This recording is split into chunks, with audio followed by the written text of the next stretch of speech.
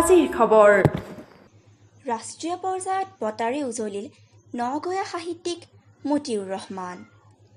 এইবাৰ ৰাষ্ট্ৰীয় পৰ্যায়ত সাফল্য অসমৰ এগৰাকী যুৱ সাহিত্যিকৰ।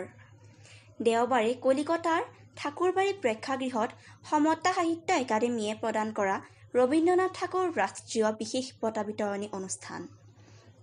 উক্ত অনুষ্ঠানত নগাঁও জিলাৰ জুৰীয়া উদমাৰীৰ উদীয়মান সাহিত্যিক মতিউৰ ৰহমানে তেওঁৰ সপোনৰ সুৰভি নামৰ কবিতা সংকলনৰ বাবে ৰবীন্দ্ৰনাথ ঠাকুৰ ৰাষ্ট্ৰীয় বঁটা লাভ কৰিবলৈ সক্ষম হয়।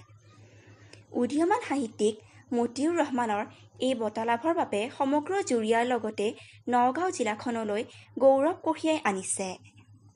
মতিউৰ ৰহমান নগাঁও জিলাৰ উদমাৰী গাঁৱৰ বাসিন্দা য়াকুব আলী আৰু আম্বিয়া খাতুনৰ দ্বিতীয় পুত্ৰ। বৰ্তমান তেওঁ বাংগালোৰত উচ্চ শিক্ষা গ্ৰহণ কৰি আছে। বটদ্ৰৱাৰ পৰা হিমাদ্ৰী বৰুৱা ৰিপৰ্ট, আজিৰ খবৰ।